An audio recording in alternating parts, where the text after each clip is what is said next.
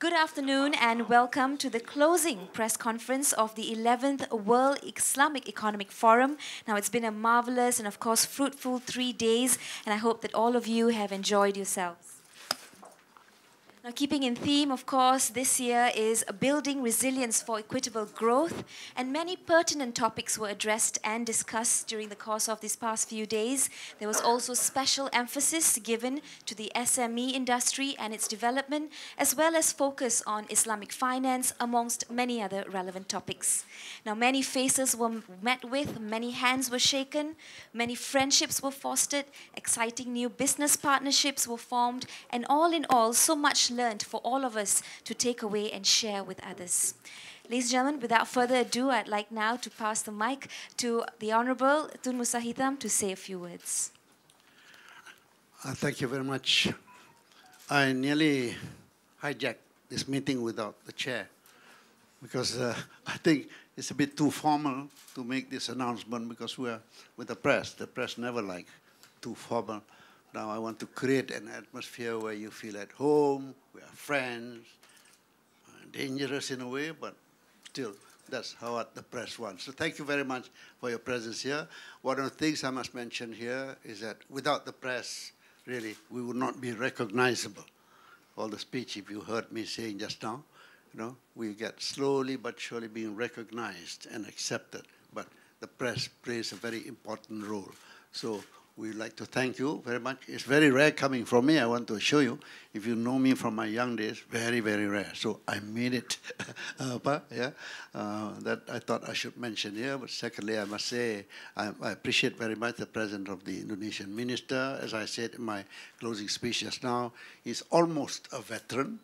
He knows about us so much. Actually, it was due more to him than anything else that brought us together, ending by this invitation that has formally been presented to us. So I would like to thank Indonesia for that. We're really looking forward to it. It's rather short in terms of time, but the minister will explain to you why this is so.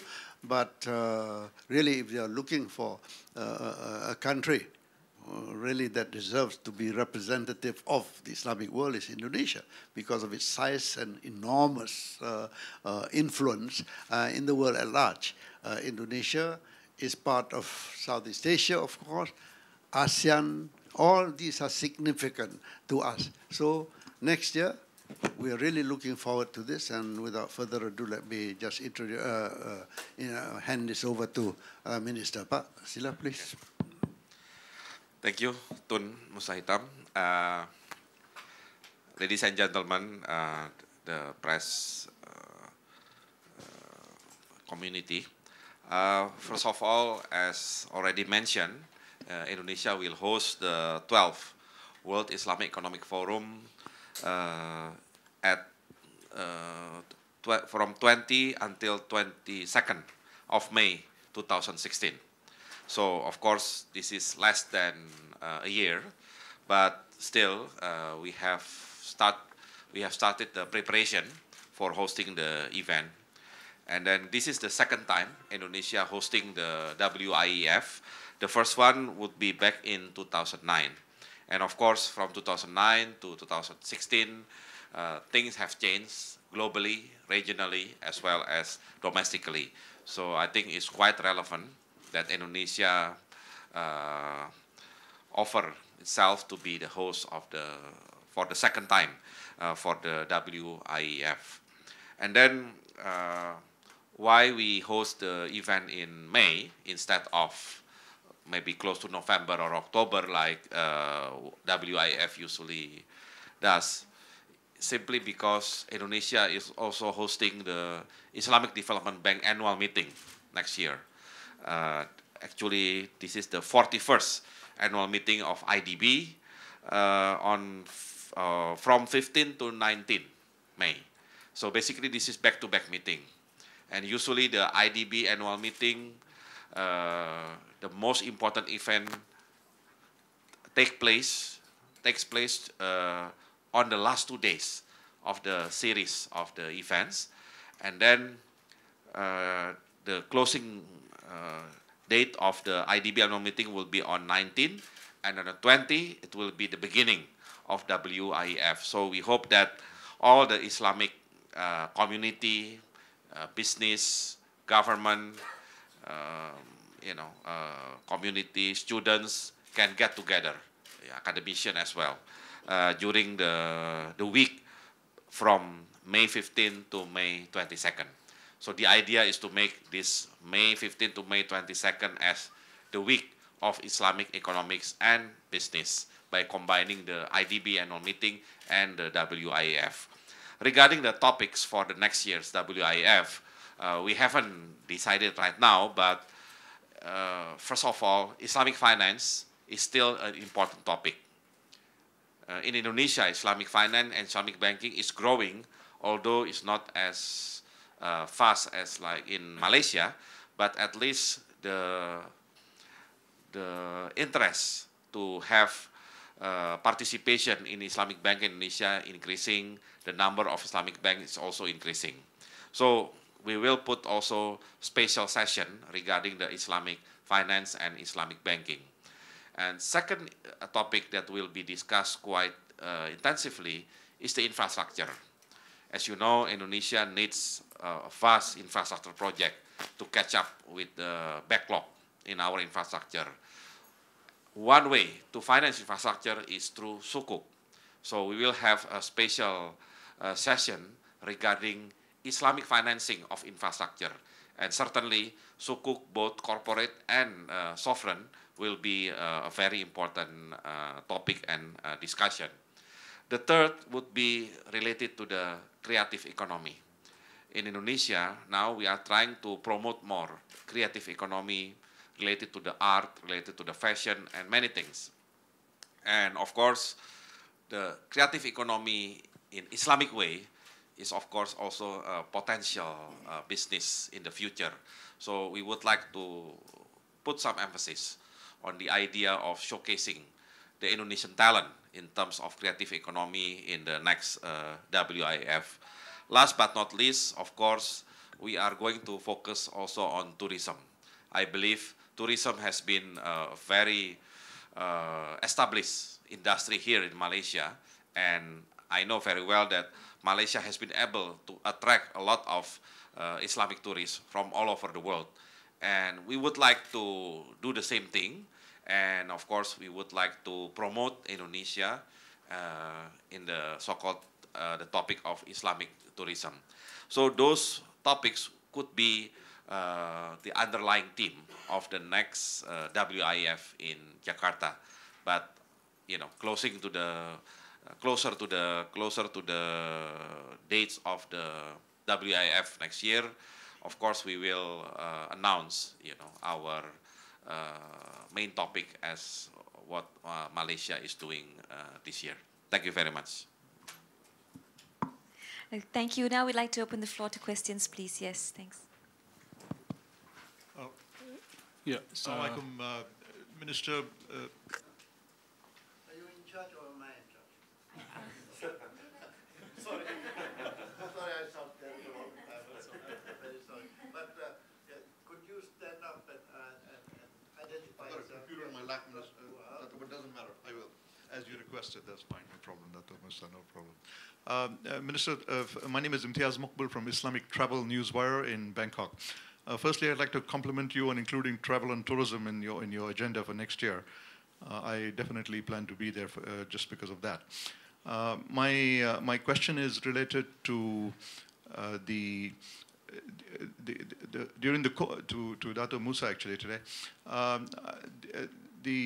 During the course of the entire meetings this year, there was a lot of discussions and other things, but probably I would say arguably the most important, the most fun session was the debate that took place this morning. Would it be possible to have more debates rather than these top-down talk shows, so that you actually get solid participation, pros and cons, to and fros, and some intellectual value out of this? Because I think we have had too many people coming and giving us lectures from the top. And while they have a role, it would be much more useful to have some pros and cons. And I do compliment you for having a debate today. And just before I sign off, I also want to just compliment your media center and all the team there. I'm not a hosted journalist. I came and paid my own way. So believe me, when I compliment the media center, that has certain value, which means there's not a bought sponsorship paid. So your media center is really good for it. So thank you very much indeed. May I say how happy I am that you raised this issue? You see, this has always been the issue, and I think it's useful for Indonesia too. The complaints, we hear them telling this and that, the other, but there's little time even for questions sometimes in many respects. But this is being rectified. That's the result of the rectification is what happened just now. But I must tell you frankly, I was tempted to mention this at the closing ceremony just now, but I told myself, Musa, just be careful, don't be too enthusiastic. Now that you ask this question, I'll tell you, if there was anything that I was worried about, I was afraid that there was the battle of the sexes was threatening to emerge out of this because of the debate. Two major representatives were there. But I think personally it's a good idea. And I must congratulate the moderator, the OKU. Moderator's, he's from Astro Awani. Yeah. He provoked so much debate. This is what we need. I'm sorry to be taking this. I'm very enthusiastic on this issue. We need a good moderator who's so casual, make everybody have confidence and provoke. This is what the idea is, provoke discussion. This is what happened. I think we'll look at this, we'll learn from this, maybe we're going to develop this. Alhamdulillah, you told us what you feel was good. And thank you very much for coming here and paying for yourself. Thank you so much.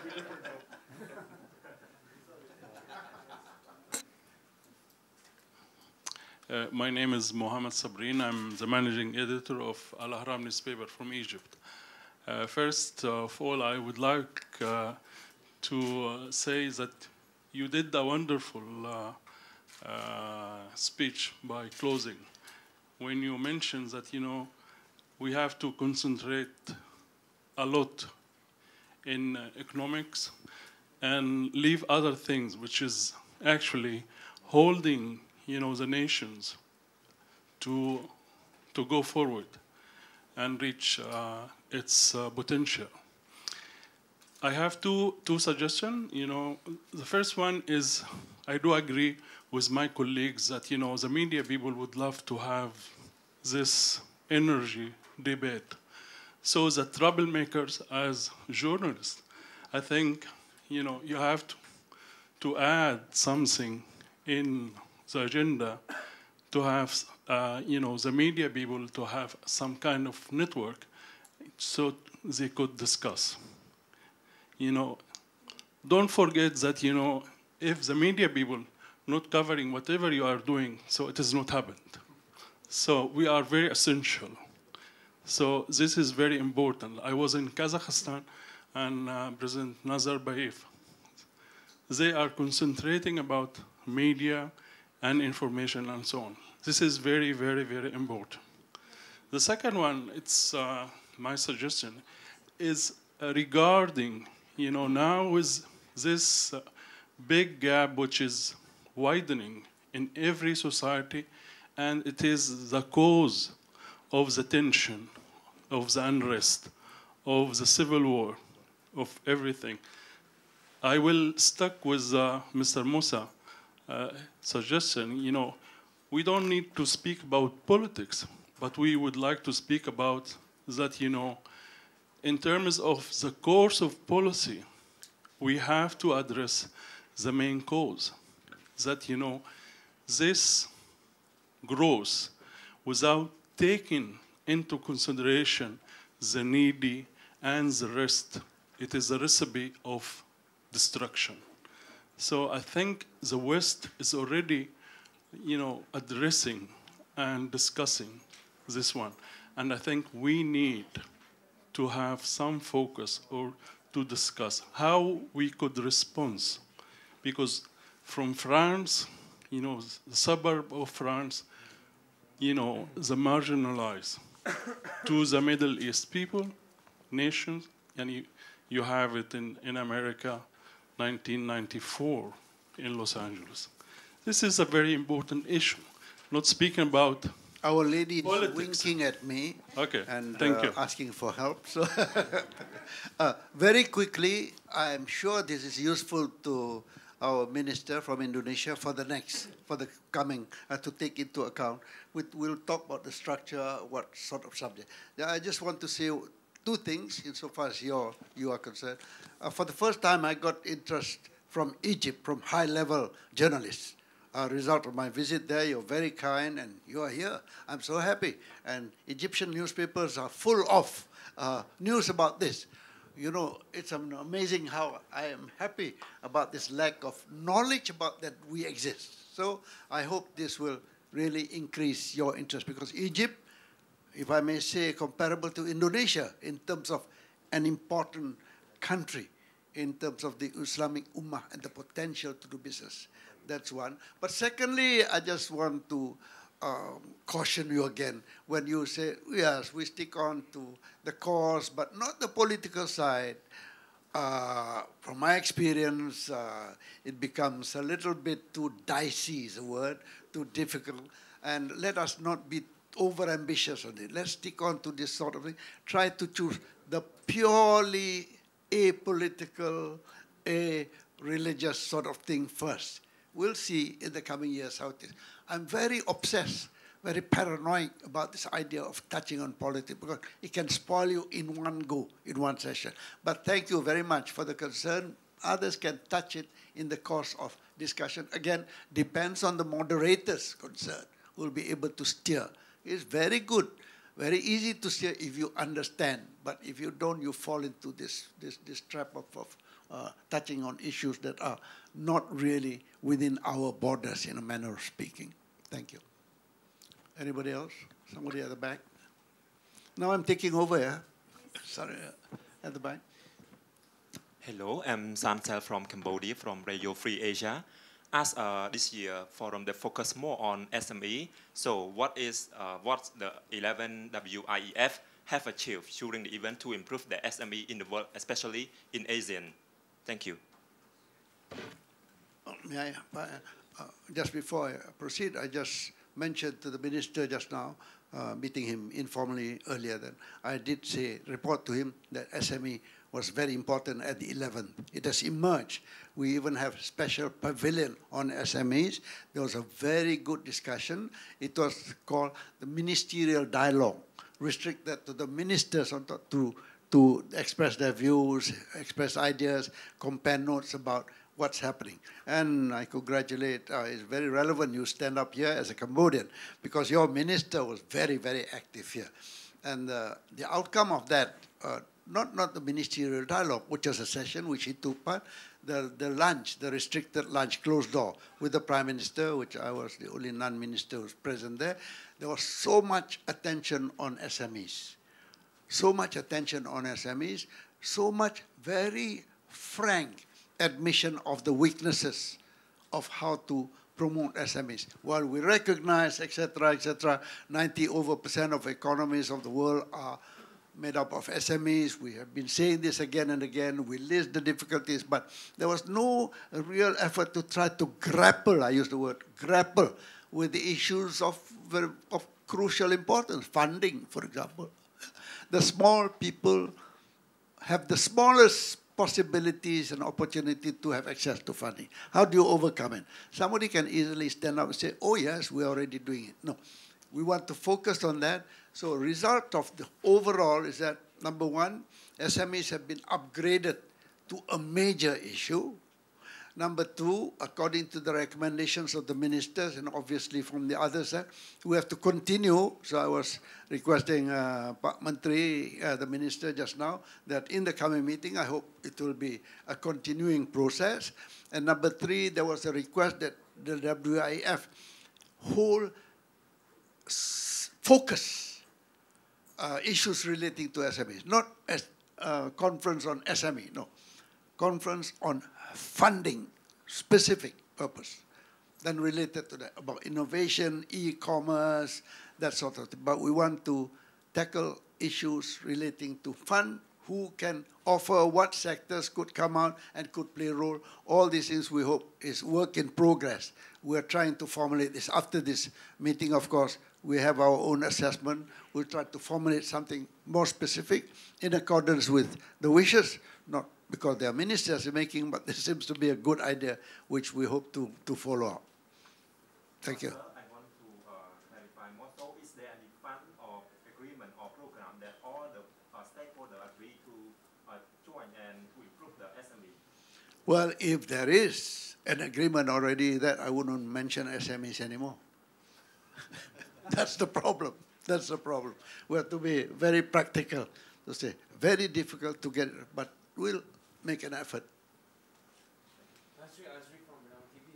Can you please, wait a minute. Raise your hand slowly, don't shout, because there's somebody at the back who's raised his hand earlier than you, so I'm a very good chairman here. After that, please. Sorry, Tun, Pak Bambang. I'm the OKU, but trying to. We know that Indonesia has very large amount of SMEs. It's in the millions. But I've been to a conference where it was discussed in an ASEAN perspective that more than maybe 50 to 60%, they don't even own bank accounts.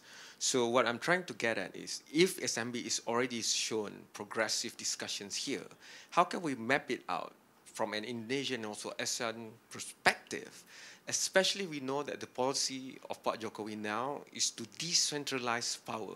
I think local governance and local authorities must be brought into the discussion of social mobility, even though it's focusing on businesses and SMEs. For example, Riau can work together with Johor, Kalimantan can work together with Brunei, and also Sabah and Sarawak. So would there be a specific focus to generate right away straight, immediate takeaways, not only for Indonesians, but also ASEAN countries, neighboring countries, and also learning curve for even our brothers and sisters in Africa, Middle East, and everywhere else. Because this is tying up exactly to the para-wisata or tourism that you spoke about and others. I think if the 12th WIEF doesn't use this opportunity to reap what Indonesia is now doing, then we might not be addressing the elephant in the room, especially for SME. Thank you. Observation rather than question. Observation, I'm sure, appreciated. Question will be answered, I'm sure. Thank you. Yeah, thank you for the question. I forgot one thing when I mentioned about the topics to be discussed in the next WIEF in Jakarta. Of course, SME will be part of the very important topic, but I would like to put some emphasis on these SMEs, not just general issues about SME, because I think, as you mentioned, we have discussed that so many times. I think for the next WIEF, the first issue that needs to be raised is the access of financing to the SME. Especially we are talking about Islamic financing, because this is WIF. And then in Islamic finance itself, what I observe, the Islamic microfinance has not developed as well as the corporate Islamic finance. So I think for the next WIF in Jakarta, when we are talking about Islamic finance, not only we are talking about the corporate side, not only we are talking about the sukuk, but we need also to put some energy, allocate some time to discuss about the Islamic microfinance. And we're trying our best to, of course, to invite some best practices from around the Islamic world as well as the other part of the world. And then aside from the SME, of course, we need to also utilize the existence of zakat and wakaf. I think zakat, wakaf will be very much related to the development of SME.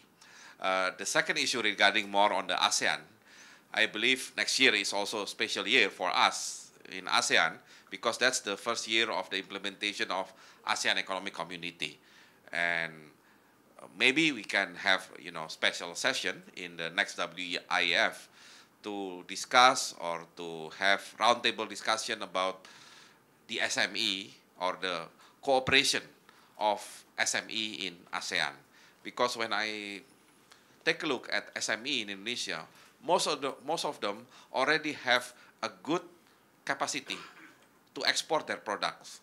I already met some of them, and they already export their product to Africa, to South Asia, even to Europe. So I believe this is a good opportunity for them to learn each other from other ASEAN countries, from other successful SME in other ASEAN countries. So at the end, ASEAN could be a fertile ground for having a bigger SME and hopefully a bigger corporate in the future. Yes, somebody, yes, for you, yeah. Hi, Tan Sri I'm sorry, Azri from later. Bernama TV. So I just want to check with you.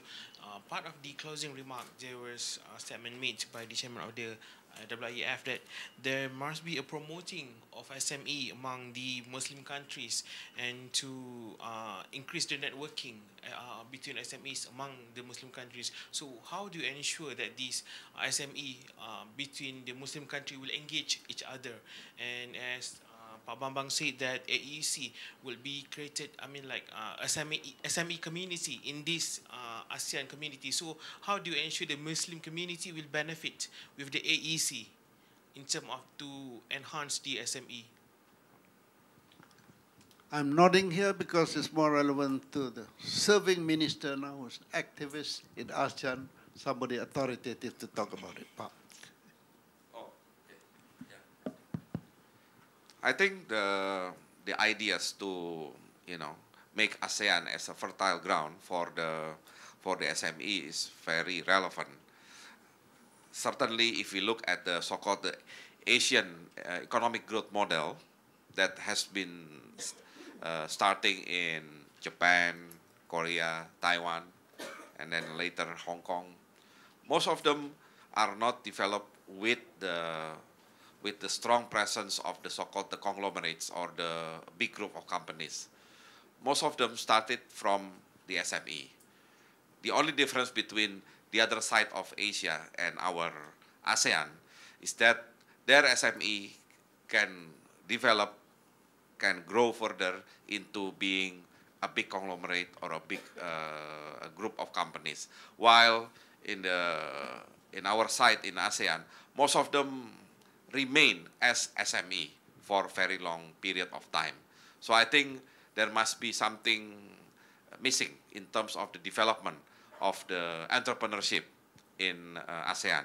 So I believe if we keep pursuing the agenda of SME, not only for Muslim countries but also for other ASEAN countries, I think most of the economies, countries, and also other part of the region will benefit. At least the growth will be higher because then the growth will be supported by investment rather than the consumption. But to have investment as a source of growth, you need more entrepreneurs. The entrepreneurs will only come from the SME. So I think SME is the beginning of everything. If you have some idea or imagination about so-called developed country. Thank you. I prefer someone who has not asked. Have you asked a question? No. No, please. Yes, yes. You're very good, incidentally. Please sit down. Excellencies, the Prime Minister... Is the microphone near? Yeah. Excellencies, my name is Samir Alawi from Al Jazeera channel. The Prime Minister in the opening session, inauguration session, raised the challenges, speaking about the challenges and the restraints in front of small and medium businesses, how to raise it. He mentioned something about conflicts, he mentioned something about funds, others were speaking about corruption. Did these issues discussed in the conference and find some ways to tackle these restraints and challenges?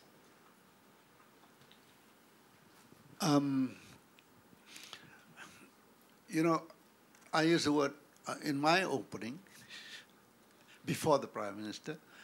I said to say the world is facing lots of challenges. I said, no, challenge is so cliche, so common. Everybody says it all the time. So I said, I add on challenges and trials, The trial's been really, it tries your wits, it tries your intelligence, it tries your ability. Having said that, I imagine that what the Prime Minister was talking about was more in the form of within the background of what the world is. So the complexity of the situation makes our exercise of contributing to the well-being of the economic communities in different parts of the world much more difficult. Other than that, I don't think his intention was that these issues were to be discussed in the WIEF. Indeed, I will tell you straight away, the question, did we? No. Because, I repeat again, I insist that WIEF don't touch on politics and religion, and that's what makes it work. So the Prime Minister, if you remember the address of the Sultan that night, present, I thought it was a very good presentation. Again, he went through the whole background. So it would easily be exploited politically. We don't allow it. We don't encourage it, for the very reason I've explained again and again. So the background of it, we need. Good business people will have to understand respective situations in any country you are doing business. It's part of corporate governance. You must be interested. If you understand, then you can proceed better. So this is what the exercise is all about. It's a compliment of the leaders to remind us these are the difficulties. Within that context, we say, okay, let's talk business. I'm sorry, it's much more whole, not particular in this respect. Yes, my very good friend now, I say now from Egypt, another one. Egypt is very active this time. Please. Yes. Bismillah ar-Rahman ar-Rahim. This is El Said Hani, Deputy Editor-in-Chief of Al Gomoriya newspaper. It is a daily Egyptian newspaper. Thank you very much, Excellencies. Excellency Tun Musa Hitam, in the opening of the conference, Your Excellency said that the world face challenges and difficult times. I think that the reason of this challenge and difficult times, some of the reasons, back to the misunderstanding of Islam. And my question is that how can economic relationship and economic cooperation between Islamic people and un-Islamic people improve and help to improve the political relationship between Islamic countries and Western countries? Do you think that it's impossible? Thank you very much. But may I? The question about whether it's the result of misunderstanding or lack of understanding in Islam, I'm not commenting because you are saying it. Thank you very much. As a record, you have just said that one of the reasons is misunderstanding Islam. I leave it at that. But if I may say, proceeding from that, we would like to deliver. We get together, we are basically, fundamentally an Islamic group. We spread it out.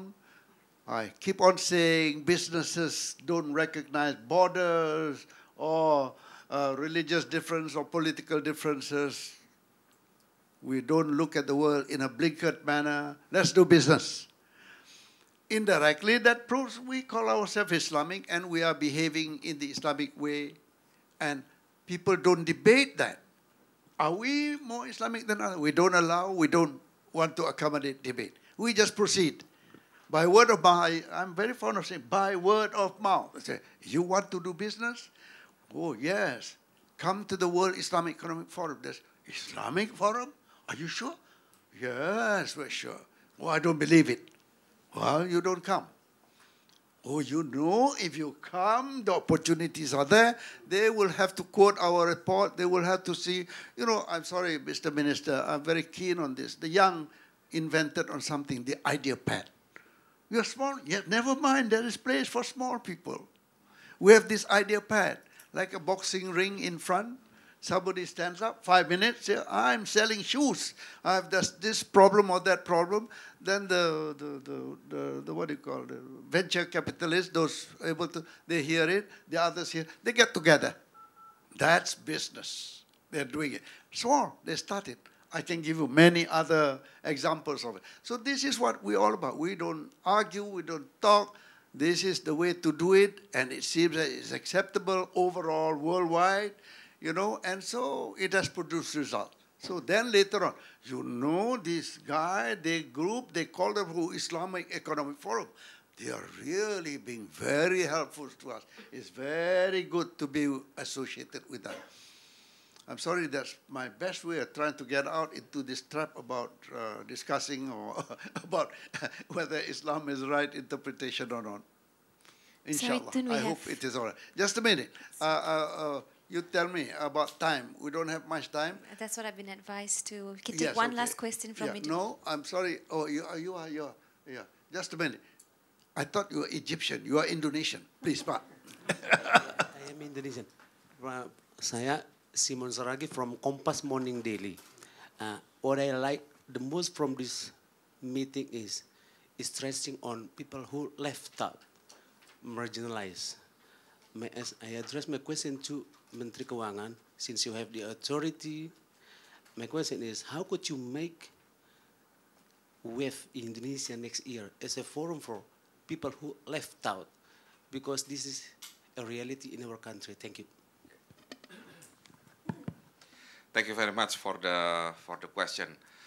First of all, as I mentioned, we will have the next year's WIEF back-to-back with the Islamic Development Bank meeting. And in the Islamic Development Bank meeting, we will have some discussion, especially related to the development issue. And part of the issue is inequality, poverty, and marginalized people, as you mentioned. And then combining with the World Islamic Economic Forum that put some emphasis on business and finance, there are two things that I have in mind to be promoted during the next year's event for both IDB and WIEF. First of all, we would like to pursue so-called the government-to-people transfer, meaning that government has to be involved closely with the people, and then if government wants to do people, they have to do the transfer of the money directly to the people. And at least from Islamic finance point of view, there is a way, to transfer the direct support to the poor people without any problem. And we are going to introduce the so-called cashless transaction, electronic banking, phone banking, to make sure everybody who is in the poverty level can get the transfer and the access to the government services. Secondly, as I mentioned to the previous question, regarding the Islamic microfinance, I think in Indonesia, one way to get out of poverty, if you start to make your own business through the SME, especially this M is considered as a micro rather than medium. So when we are talking about micro business, the biggest hurdle would be the financing. So far, we have the conventional microfinance scheme. It has been quite successful in Indonesia. But so far, the Islamic microfinance is way behind the conventional microfinance. So I think this is a good time during the IDB and WIEF to introduce more and to encourage the Islamic microfinance as a way to deal with poverty and as a way to, provide the entrepreneurship in Indonesia. Thank you.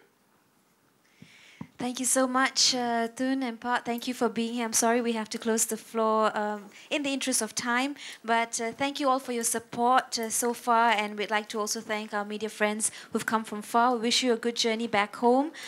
Before we all take our leave, please adjourn for lunch at the Media Center. Thank you once again.